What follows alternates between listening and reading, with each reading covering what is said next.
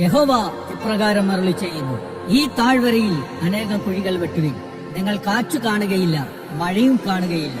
എന്നാൽ നിങ്ങളും നിങ്ങളുടെ ആടുമാടുകളും നിങ്ങളുടെ മൃഗവാഹനങ്ങളും കുടിക്കത്തക്കവണ്ണം ഈ താഴ്വര വെള്ളം കൊണ്ട് നിറയും. ഏലീശ പ്രവാചകനിലൂടെ കേട്ട ഈ ദൂതിന്റെ പശ്ചാത്തലം 2 രാജാക്കന്മാരുടെ പുസ്തകം 3-ാം അധ്യായമാണ്. ആഹാബ് രാജാവിന്റെ മരണശേഷം മോവാബിയർ ഇസ്രായേലിനോട് നിരന്തരം മത്സരിക്കുന്നു. മോവാബിയരുടെ മത്സര നിമിത്തം ഇസ്രായേൽ രാജാവായ യഹോരാം രാജാവ് അവരോട് യുദ്ധം ചെയ്യുവാൻ നിർബന്ധിതനാകുന്നു.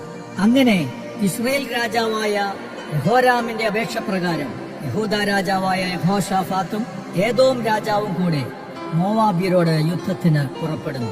സർവ്വസന്നാഹത്തോടും സൈന്യത്തോടും കൂടെ 3 രാജാക്കന്മാർ കൂട്ടം കൂടി ഏദോം മരുഭൂമി വഴിയായി 7 ദിവസം ചുറ്റി നടന്ന ശേഷം അവരോട് കൂടെയുള്ള സൈന്യത്തിനും മൃഗങ്ങൾക്കും വെള്ളം കിട്ടാതെയായി എന്ന് അവിടെ രേഖപ്പെടുത്തിയിരിക്കുന്നു. അപ്രതീക്ഷിതമായി ഒരു വലിയ പ്രശ്നത്തിൽ അകപ്പെട്ടപ്പോൾ ഇസ്രായേൽ രാജാവായ യഹോരാം നിരാശയുടെ വാക്കുകൾ ഉരുവിട്ടുകൊണ്ട് ദൈവത്തിന് വിരോധമായി സംസാരിക്കുന്നു.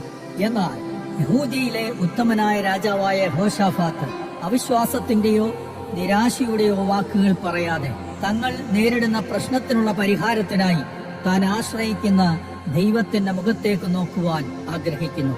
തങ്ങൾ നേരിട്ടിരിക്കുന്ന പ്രതികൂല സാഹചര്യത്തിന്മേലുള്ള ദൈവിക ആലോചനയ്ക്കായി യഹോവയുടെ പ്രവാചകന്മാരെ അവിടെ അന്വേഷിക്കുന്നു.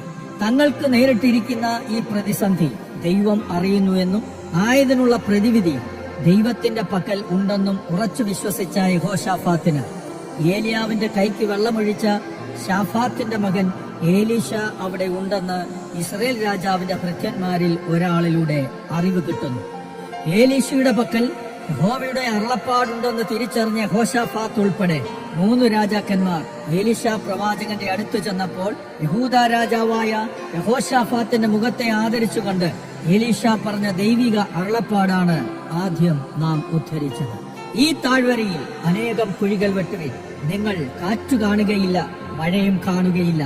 എന്നാൽ നിങ്ങളും നിങ്ങളുടെ ആടുമാടുകളും നിങ്ങളുടെ മൃഗവാഹനങ്ങളും കുടിക്കത്തക്കവണ്ണം ഈ താഴ്വര വെള്ളം കൊണ്ട് നിറയും. ഇതുപോരാ എന്ന് യഹോവയ്ക്ക് തോന്നിയിട്ട് അവൻ മോവാബ്യരെയും നിങ്ങളുടെ കയ്യിൽ ഏൽപ്പിച്ചു തരുമെന്നും അരുളപ്പാട് ലഭിക്കുന്നു. ഇവിടെ എലീശ പറഞ്ഞ ദൂത് നാം ശ്രദ്ധിക്കണം. നിങ്ങൾ കാറ്റോ മഴയോ കാണുകയില്ല, പക്ഷേ കുഴികൾ വെട്ടണം. വെട്ടിയാൽ കുഴികൾ വെള്ളം കൊണ്ട് നിറയുമെന്നല്ല, താഴ്വര വെള്ളം കൊണ്ട് നിറയും എന്നാണ് പറഞ്ഞിരിക്കുന്നത്. അതായത് നിങ്ങളുടെ മുൻപിലുള്ള പ്രതിസന്ധികളെ തരണം ചെയ്യുവാനുള്ള ഒരു സാധ്യതയും നിങ്ങളുടെ മുൻപിൽ നിങ്ങൾ കണ്ടില്ലെങ്കിലും ഈ അരുളപ്പാട് അനുസരിച്ചാൽ സാധ്യതയില്ലാത്തടത്ത് സാധ്യതകളെ ദൈവം ഒരുക്കുമെന്ന് പ്രവാചകൻ ദൂത് പറയുക. ഈ ദൂത് ഏറ്റെടുത്ത് അനുസരിച്ചതിനാൽ ഈ രാജാക്കന്മാർ മോവാബ്യരെ ജയിച്ചടക്കി വരുന്ന ചരിത്രമാണ് നാം അവിടെ കാണുന്നത്. ഏലീശ പറഞ്ഞതുപോലെ ജനം വിശ്വാസത്തോടെ കുഴികൾ വെട്ടി ദൈവം ആ മരുഭൂമിയെ വെള്ളം കൊണ്ട് നിറച്ചു. 2 രാജാക്കന്മാരുടെ പുസ്തകം 3-ാം അധ്യായത്തിന്റെ 20-ാം വാക്യം മുതൽ വായിക്കുമ്പോൾ പിറ്റേന്നാൾ രാവിലെ ഭോജനയാഗത്തിന്റെ സമയത്ത് വെള്ളം ഏദോം വഴിയായി വരുന്നത് കണ്ടു. ദേശം വെള്ളം കൊണ്ട് നിറഞ്ഞു. എന്നാൽ ഈ രാജാക്കന്മാർ തങ്ങളോട് യുദ്ധം ചെയ്യുവാൻ പുറപ്പെട്ടു വന്നു എന്ന് മോവാബ്യരൊക്കെയും കേട്ടപ്പോൾ അവർ ആയുധം ധരിപ്പാൻ തക്ക പ്രായത്തിലും മേലോട്ടുള്ളവരെ വിളിച്ചുകൂട്ടി അതിരിങ്കൽ ചെന്നു നിന്നു. രാവിലെ അവർ എഴുന്നേറ്റപ്പോൾ സൂര്യൻ വെള്ളത്തിന്മേൽ ഉദിച്ചിട്ട് മോവാബ്യർക്ക് തങ്ങളുടെ നേരെയുള്ള വെള്ളം രക്തം പോലെ ചുവപ്പായി തോന്നി. അത് രക്തമാകുന്നു. ആ രാജാക്കന്മാർ തമ്മിൽ പൊരുതി അന്യോന്യം സംഹരിച്ചു കളഞ്ഞു. ആകയാൽ മോവാബ്യരെ കൊള്ളയ്ക്ക് വരുവീൻ എന്ന് അവർ പറഞ്ഞു. അവർ ഇസ്രയേൽ പാളയത്തിങ്കലെത്തിയപ്പോൾ ഇസ്രയേലിയർ എഴുന്നേറ്റ് മോവാബ്യരെ തോൽപ്പിച്ചോടിച്ചു. അവർ ദേശത്തിൽ കടന്നു ചെന്ന് മോവാബ്യരെ പിന്നെയും തോൽപ്പിച്ചു കളഞ്ഞു. പട്ടണങ്ങളെ അവർ ഇടിച്ച് നല്ല നിലമൊക്കെയും ഓരോരുത്തൻ ഓരോ കല്ലിട്ട് നികത്തി നീരുറവുകളെല്ലാം അടച്ച് നല്ല വൃക്ഷങ്ങളെല്ലാം മുറിച്ചു കളഞ്ഞു എന്ന് അവിടെ വളരെ വ്യക്തമായി രേഖപ്പെടുത്തിയിരിക്കുന്നു. പക്ഷേ ഏലിയാവിലൂടെ കേട്ട ദൈവിക അരുളപ്പാടുകൾ വിശ്വസിക്കുകയും അനുസരിക്കുകയും ചെയ്തില്ലായിരുന്നുവെങ്കിൽ ഇസ്രായേലിയർ മോവാബ്യരോട് തോറ്റുപോകാമായിരുന്നു എന്നുള്ള കാര്യം നാം മറന്നു പോകരുത്. എന്നാൽ കേട്ട ദൈവിക അരുളപ്പാടുകൾ വിശ്വസിക്കുകയും അനുസരിക്കുകയും ചെയ്തതുകൊണ്ട് ദൈവത്തിന്റെ കരം തന്റെ ജനത്തിന് അനുകൂലമായി പ്രവർത്തിച്ചു. വിശ്വസിക്കുകയും അനുസരിക്കുകയും ചെയ്യുന്നവർക്ക് ദൈവപ്രവർത്തികൾ കാണുവാൻ കഴിയും. വിശ്വസിച്ചാൽ ദൈവത്തിന്റെ മഹത്വം കാണും എന്ന് യേശു കർത്താവ് തന്നെ അരുളി ചെയ്തിട്ടുണ്ടല്ലോ. അവിശ്വസിക്കുന്നവർക്കും അനുസരിക്കാത്തവർക്കും വേണ്ടി ദൈവം പ്രവർത്തിക്കുന്നില്ല.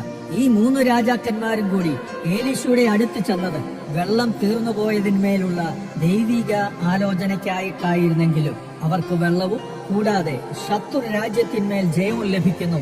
അത് അവരുടെ പ്രശ്നമായിരുന്ന ആ വെള്ളം കൊണ്ട് തന്നെ ആയിരുന്നു ദൈവം പരിഹരിച്ചത് എന്ന് നാം ശ്രദ്ധിക്കണം.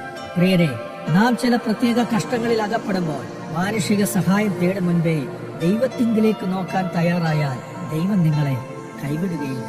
യഹോവയിൽ ആശ്രയിക്കുകയും യഹോവ തന്നെ ആശ്രയമായിരിക്കുകയും ചെയ്യുന്ന മനുഷ്യൻ ഭാഗ്യവാൻ എന്ന് യിരെമ്യാ പ്രവചനം 17:7 പറയുന്നു. ദൈവമുഖത്ത് നോക്കിയവരാരും ഒരു നാളും ലജ്ജിച്ചു പോയിട്ടില്ല.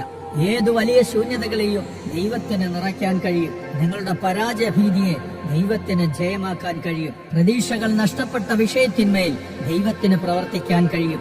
ദൈവത്തിന് ഒരു കാര്യവും അസാധ്യമായിട്ടില്ലല്ലോ. വിശ്വാസത്തിന്റെ കുഴികൾ വെട്ടുവാൻ തയ്യാറായാൽ നിറയ്ക്കാൻ